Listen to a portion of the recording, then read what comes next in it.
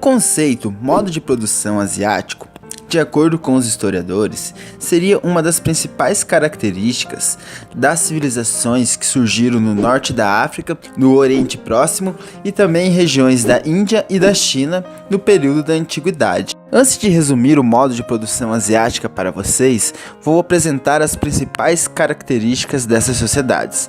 Assim, fica mais fácil de entender o que é o modo de produção asiático.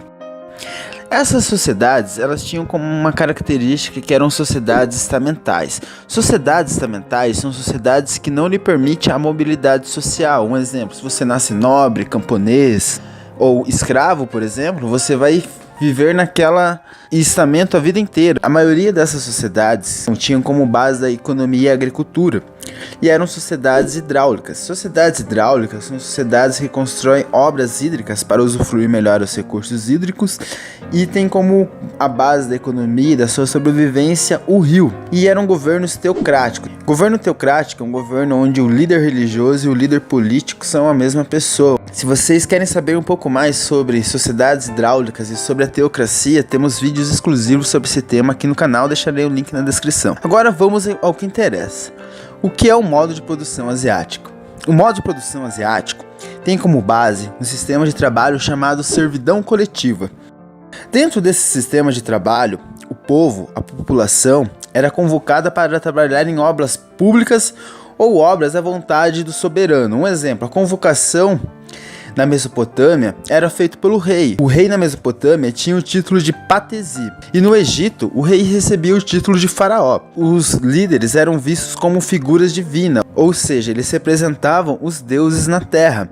E como eles eram figuras divinas, então eles eram vistos como deuses. Naquela época não se questionava os deuses, então tudo o que os monarcas falavam era lei. Entre as obras produzidas pela população no sistema da servidão coletiva estavam as obras hidráulicas, como diques, barragens e canais de irrigação, e também edificavam templos religiosos, praças, ruas, entre outras obras públicas. As pirâmides do Egito, por exemplo, foram edificadas com mão de obra da servidão coletiva e com uma parcela de trabalho escravo. A maioria dos escravos naquela época eram escravos de guerra, então, sendo assim, para edificar as pirâmides foi necessário também os trabalhadores da servidão coletiva. E não confunda escravo com servo, pois o escravo na antiguidade era visto como uma propriedade privada, ou seja, ele podia ser vendido, ser trocado. Já o servo não, pois o servo ele serve em troca de algo. Aqui no caso, os trabalhadores serviços trabalhavam para o governante em troca do uso da terra. Geralmente o trabalho da servidão coletiva acontecia na estação do verão, período esse que ocorria a cheia dos rios. Quando ocorria a cheia dos rios, ele alagava as imediações próximas aos rios onde era exercida a agricultura. Então isso impossibilitava o trabalho agrícola, que era a base da economia.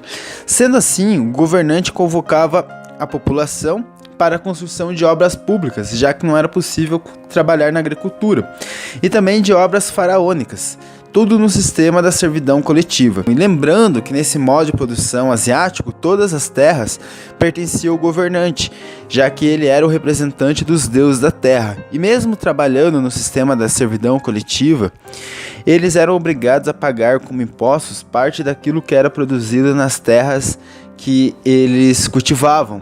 Se você quiser saber mais sobre esses povos que exerceram a servidão coletiva e o modo de produção asiático, assista aos vídeos do nosso canal. E lembrando que conhecimento é poder, e aqui no Vem Fazer História, cada aprendizagem é uma nova conquista.